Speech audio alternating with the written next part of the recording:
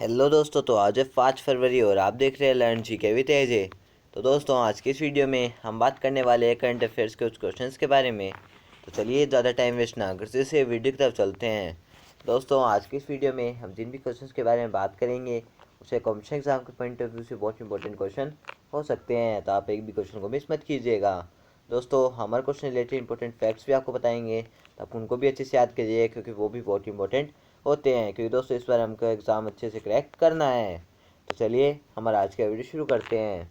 Video शुरू करने से पहले अगर अभी तक आपने चैनल को लाइक सब्सक्राइब नहीं किया है तो जल्दी से चैनल को लाइक से सब्सक्राइब करके बेल आइकन को प्रेस करना ना भूलें, ताकि हमारे हर वीडियो के अपडेट्स आपको सबसे पहले मिल सके। तो चलिए हमारा आज का वीडियो शुरू करते हैं। वीडियो शुरू करने से पहले दोस्तों, मुझे आपको दो इंपॉर्टेंट बात बतानी है। दोस्तों, पहली इंपॉर्टेंट बात है कि हमारे चैनल पे अभी 2020 सीरीज़ चल रही है। दोस्तों, अगर आप हमारे पुराने व्यूअर हैं तो आपको पता होगा कि 2020 सीरीज़ क्या है, और अगर आप नए व्यूअर हैं तो हम आपको बता दें कि 2020 सीरीज़ के अंदर हम आपको 20 मिनट में 20 करंट अफेयर्स के बहुत ही इम्पोर्टेंट और सिलेक्टेड क्वेश्चन कवर कराएंगे, जो आपके कोई भी पेपर के लिए बहुत इंपॉर्टेंट होते हैं। अब दोस्तों, सेकेंड इम्पोर्टेंट बात है कि आप हमारे चैनल से आपने यूपीएससी, एसएससी, बैंकिंग, रेलवे, दोस्तों से ढेर सारे एग्ज़ाम्स की तैयारी आप केवल इस एक चैनल के थ्रू कर सकते हैं। तो दोस्तों, एक भी बहुत इंपॉर्टेंट बात है, क्योंकि दोस्तों इस चैनल पे आपको करंट अफेयर्स के डेली अपडेट्स के साथ दोस्तों सुबह डेली 4:30 बजे करंट अफेयर्स का वीडियो आ जाता है, तो आप इसको देखना ना भूलें। और इसके साथ साथ हम आपको जीके के भी अपडेट्स प्रोवाइड करते रहते हैं, जो आपकी परीक्षा के लिए बहुत महत्वपूर्ण होते हैं। तो चलिए हमारा आज का वीडियो शुरू करते हैं। हमारा फर्स्ट क्वेश्चन है, वर्ष के किस दिन को विश्व कैंसर दिवस के रूप में मनाया जाता है। दोस्तों, ये मोस्ट इम्पोर्टेंट क्वेश्चन है, क्योंकि ये बहुत बार पूछा जाता है और बहुत बार पूछा भी गया है। वर्ष के दोस्तों 4 फरवरी को विश्व कैंसर दिवस मनाया जाता है। तो हमारा डी ऑप्शन सही है। तो चलिए दोस्तों, इसके आंसर पर जानते हैं। दोस्तों, विश्व कैंसर दिवस हर साल 4 फरवरी को Union for International Cancer Control UICC द्वारा मनाया जाता है। तो चलिए दोस्तों, हमारे नेक्स्ट क्वेश्चन तक बढ़ते हैं। हमारा नेक्स्ट क्वेश्चन है, जेफ बेजोस ने जुलाई 2021 से अमेज़न के सीईओ के रूप में पद छोड़ने की घोषणा की है। नए सीईओ के रूप में कौन संभालेगा। तो दोस्तों, जेफ बेजोस जो अमेज़न के सीईओ है फिलहाल, दोस्तों इन्होंने अभी अमेज़न के सीईओ के रूप में पद छोड़ने की घोषणा की है। दोस्तों, नए सीईओ के रूप में एंडी जेसी पद संभालेंगे। तो हमारा ए ऑप्शन सही है। तो चलिए दोस्तों, इसके आंसर पर जानते हैं। दोस्तों, अमेज़न.com के संस्थापक और मुख्य कार्यकारी अधिकारी जेफ बेजोस ने घोषणा की है कि वह कंपनी के सीईओ के रूप में पद छोड़ देंगे और 1 जुलाई 2021 से Q3 में कार्यकारी अध्यक्ष बन जाएंगे। 1 जुलाई 2021 से एंडी जेसी, जो वर्तमान में सेवारत है अमेज़न वेब सर्विसेज AWS के मुख्य कार्यकारी, अमेज़न के सीईओ के रूप में बेजोस का स्थान लेंगे। तो चलिए दोस्तों, हमारे नेक्स्ट क्वेश्चन में बढ़ते हैं। हमारा नेक्स्ट क्वेश्चन है, PhD CCI अंतर्राष्ट्रीय आर्थिक लचीलापन IER रैंक 2021 के अनुसार 2021 में सबसे अधिक लचीली अर्थव्यवस्था के मामले में शीर्ष 10 अग्रणी अर्थव्यवस्थाओं में भारत का रैंक क्या है। तो दोस्तों, PhD CCI अंतर्राष्ट्रीय आर्थिक लचीलापन IER रैंक 2021 के अनुसार 2021 में सबसे अधिक लचीली अर्थव्यवस्था के मामले में शीर्ष 10 अग्रणी अर्थव्यवस्थाओं में भारत का रैंक दूसरा है। तो हमारा बी ऑप्शन सही है। तो चलिए दोस्तों, इसके आंसर पर जानते हैं। दोस्तों, भारत 2020 में दूसरी सबसे अधिक लचीली अर्थव्यवस्था के रूप में उभरेगा। अंतर्राष्ट्रीय आर्थिक लचीलापन IER रैंक के अनुसार उद्योग निकाय PhD chamber of commerce and industries PhD CCI द्वारा जारी किया जाएगा। तो चलिए दोस्तों, हमारे नेक्स्ट क्वेश्चन तक बढ़ते हैं। हमारा नेक्स्ट क्वेश्चन है, किस शब्द को ऑक्सफोर्ड लैंग्वेज के Hindi word of the year 2020 में चुना गया है। दोस्तों, ये क्वेश्चन भी बहुत इंपॉर्टेंट है। दोस्तों, जैसे कि हमने आपको ऊपर बताया था कि हम आपके लिए हर क्वेश्चन सिलेक्टेड इंपॉर्टेंट लेंगे, तो एक बहुत इंपॉर्टेंट बात है। तो दोस्तों, अभी आत्मनिर्भरता शब्द को ऑक्सफोर्ड लैंग्वेज के Hindi word of the year के रूप में चुना गया है। तो हमारा सी ऑप्शन सही है। तो चलिए दोस्तों, इसके आंसर पर जानते हैं। दोस्तों, ऑक्सफोर्ड लैंग्वेजेस दुनिया की प्रमुख डिक्शनरी पब्लिशर ने आत्मनिर्भरता को वर्ष 2020 के हिंदी शब्द का नाम दिया है? तो चलिए दोस्तों, हमारे नेक्स्ट क्वेश्चन पर बढ़ते हैं। हमारा नेक्स्ट क्वेश्चन है, भारत का पहला एम्प्यूटी क्लिनिक किस शहर में स्थापित किया गया है? तो दोस्तों, भारत का पहला एम्प्यूटी क्लिनिक चंडीगढ़ में स्थापित किया गया है। तो हमारा डी ऑप्शन सही है। दोस्तों, मैंने आपको पहले ही बताया है कि किसी भी क्वेश्चन में अगर पहला, आखिरी, सबसे लंबा, सबसे छोटा या भी कोई भी यूनिक चीज़ अगर आ जाए तो आप उसको अच्छे से याद करिएगा, उसको एक जगह नोट कर लीजिए, क्योंकि ऐसे क्वेश्चन बहुत ज़्यादा पूछे जाते हैं।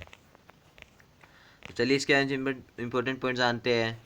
दोस्तों, भारत में अपनी तरह का पहला एमओटी क्लिनिक चंडीगढ़ के एक प्रमुख चिकित्सा और अनुसंधान संस्था post graduate institute of medical education and research PGIMER द्वारा लॉन्च किया गया है। तो चलिए दोस्तों, हमारे नेक्स्ट क्वेश्चन पर बढ़ते हैं। हमारा नेक्स्ट क्वेश्चन है, वायुसेना स्टेशन येलहंका के 2 दिवसीय chief of air staff CAS conclave का आयोजन किया गया है। हवाई क्षेत्र कहाँ स्थित है? तो दोस्तों, वायुसेना स्टेशन येलहंका में 2 दिवसीय chief of air staff CAS conclave का आयोजन किया गया है। हवाई क्षेत्र बेंगलुरु में स्थित है। तो हमारा ए ऑप्शन सही है। तो चलिए दोस्तों, इसके चिन्ह पॉइंट जानते हैं। दोस्तों, रक्षा मंत्री श्री राजनाथ सिंह ने 3 फरवरी 2021 को बेंगलुरु के वायुसेना स्टेशन येलहंका में chief of air staff CAS conclave का उद्घाटन किया। 3 से 4 फरवरी तक भारतीय वायुसेना का 2 दिवसीय सम्मेलन आयोजित किया गया। 2021 डिजिटल मीडिया के व्यापक उपयोग के साथ एक हाइब्रिड रूप में इसका उपयोग किया गया है। तो चलिए दोस्तों, हमारे नेक्स्ट क्वेश्चन पर बढ़ते हैं। तो चलिए दोस्तों, हमारे नेक्स्ट क्वेश्चन पर बढ़ते हैं।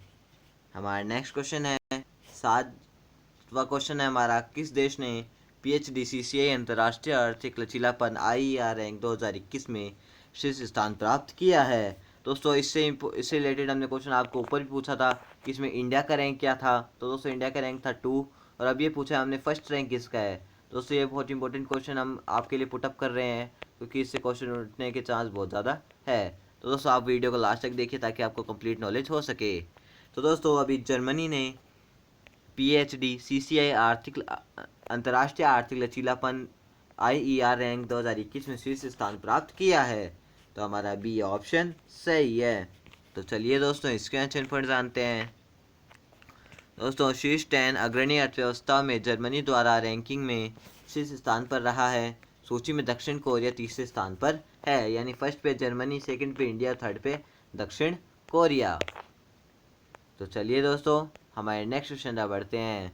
हमारा नेक्स्ट क्वेश्चन है, विश्व कैंसर दिवस 2021 का विषय क्या है? ये क्वेश्चन बहुत इंपॉर्टेंट है, क्योंकि थीम बहुत ज़्यादा पूछी जाती है।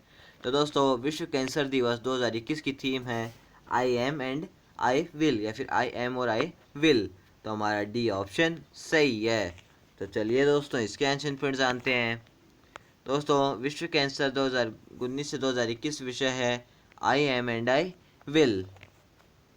तो चलिए दोस्तों, हमारे नेक्स्ट क्वेश्चन पर बढ़ते हैं। हमारा नेक्स्ट क्वेश्चन है, अशोक डिंडा एक भारतीय खिलाड़ी है जिसने हाल ही में किस खेल से अपनी सेवानिवृत्ति की घोषणा की है?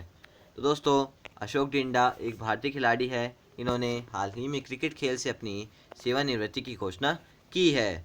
तो हमारा ए ऑप्शन सही है। तो चलिए दोस्तों, इसके आंसर फिर जानते हैं।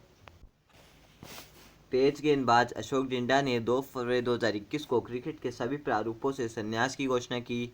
36 वर्षीय दाएं हाथ के तेज गेंदबाज ने 2005 में बंगाल के लिए प्रथम श्रेणी में पदार्पण किया और 15 साल तक बंगाल क्रिकेट में खेले हैं। तो चलिए दोस्तों, हमारे नेक्स्ट क्वेश्चन पर बढ़ते हैं। हमारा नेक्स्ट क्वेश्चन है, union for International Cancer control UICC का मुख्यालय कहाँ स्थित है? तो दोस्तों, union for International Cancer control UICC का मुख्यालय जिनेवा स्विट्ज़रलैंड में स्थित है। तो हमारा सी ऑप्शन सही है। तो चलिए दोस्तों, इसके आंसर पर जानते हैं। दोस्तों, इसका मुख्यालय जिनेवा स्विट्ज़रलैंड में स्थित है। दोस्तों, अब इससे कैंसर से रिलेटेड हमने आपको ऊपर 2 क्वेश्चन पुटअप करे थे। वो 2 क्वेश्चन कौन कौन से थे? एक तो इसकी थी थीम जो थी I will, I am and I will. और दोस्तों, उससे पहले पूछा था कि ये कैंसर दिवस कब मनाया जाता है। तो दोस्तों, विश्व कैंसर दिवस 4 फरवरी को मनाया जाता है। तो चलिए दोस्तों, हमारे नेक्स्ट क्वेश्चन पर बढ़ते हैं। हमारा नेक्स्ट क्वेश्चन है, अजीत विनायक गुप्ते को किस देश में भारत के अगले राजदूत के रूप में नियुक्त किया गया है? तो दोस्तों अजीत गुप्ते को मिस्र देश के लिए भारत के अगले राजदूत के रूप में नियुक्त किया गया है। तो हमारा ए ऑप्शन सही है। तो चलिए दोस्तों इसके आंसर पॉइंट जानते हैं। दोस्तों श्री अजीत विनायक गुप्ते को अरब गणराज्य में मिस्र देश में भारत के अगले राजदूत के रूप में नियुक्त किया गया है। तो चलिए दोस्तों हमारे नेक्स्ट क्वेश्चन तक बढ़ते हैं। हमारा नेक्स्ट क्वेश्चन है, भारत जस्टिस रिपोर्ट 2020 में किस राज्य को अंतिम स्थान दिया गया है? तो दोस्तों भारत जस्टिस रिपोर्ट 2020 में उत्तर प्रदेश राज्य को अंतिम स्थान दिया गया है। तो हमारा सी ऑप्शन सही है। तो चलिए दोस्तों इसके आंसर पॉइंट जानते हैं।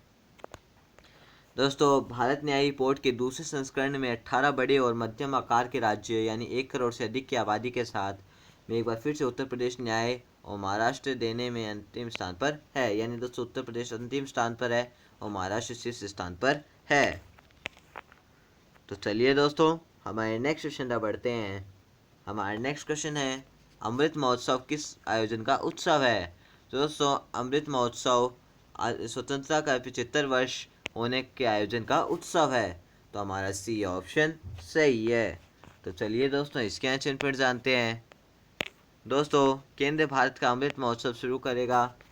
यह भारत की आज़ादी के 75 वर्ष का उत्सव है। तो चलिए दोस्तों हमारे नेक्स्ट क्वेश्चन तक बढ़ते हैं।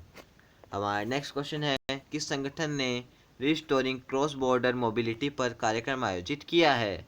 तो दोस्तों WEF संगठन ने रिस्टोरिंग क्रॉस बॉर्डर मोबिलिटी पर कार्यक्रम आयोजित किया है। तो हमारा बी ऑप्शन सही है। तो चलिए दोस्तों इसके आंसर पर जानते हैं। तो दोस्तों हमने ऊपर बताया था आपको WEF। तो दोस्तों WEF की फुल फॉर्म क्या होती है? World economic forum. तो दोस्तों WEF ने रिस्टोरिंग क्रॉस बॉर्डर मोबिलिटी पर कार्यक्रम आयोजित किया है। तो चलिए दोस्तों हमारे नेक्स्ट क्वेश्चन तक बढ़ते हैं। हमारा नेक्स्ट क्वेश्चन है, जनजातीय मामलों के मंत्रालय द्वारा न्यूनतम समर्थन मूल्य सूची में कितने अतिरिक्त लघु वन उपज आइटम शामिल किए गए थे? तो दोस्तों जनजातीय मामलों के मंत्रालय द्वारा न्यूनतम समर्थन मूल्य सूची में 14 अतिरिक्त लघु वन उपज आइटम शामिल किए गए थे। तो हमारा ए ऑप्शन सही है। तो चलिए दोस्तों इसके आंसर पर जानते हैं।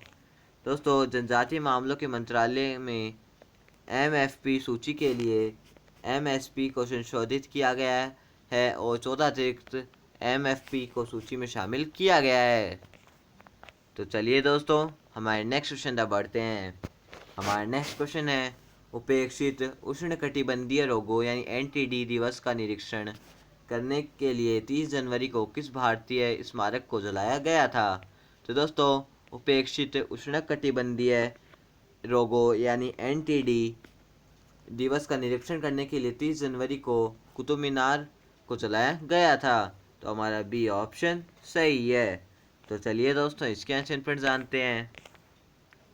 दोस्तों दिल्ली में कुतुब मीनार को दूसरे विश्व उपेक्षित उष्णकटिबंधीय रोगों NTD दिवस के रूप में चिन्हित करने के लिए 30 जनवरी को जलाया गया था, क्योंकि क्योंकि अन्य देशों को इस तरह की बीमारियों से लड़ने के लिए जोड़ता है।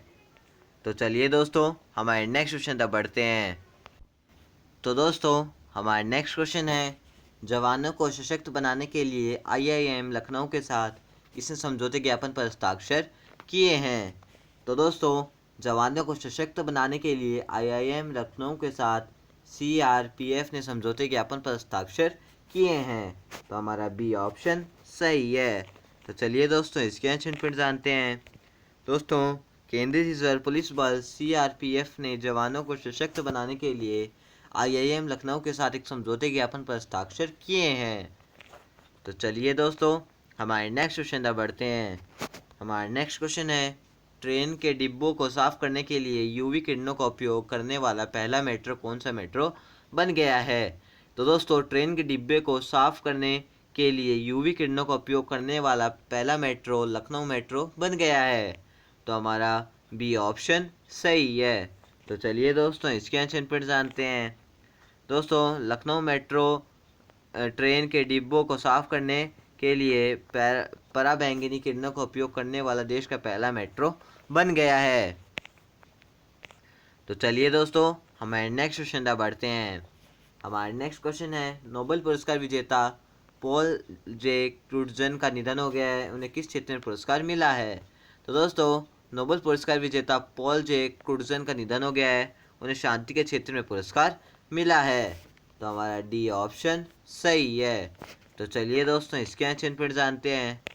दोस्तों नोबेल पुरस्कार से सम्मानित रसायनज्ञ, सॉरी दोस्तों, उन्हें रसायन के क्षेत्र में पुरस्कार मिला है। दोस्तों इनका भी निधन हो गया है।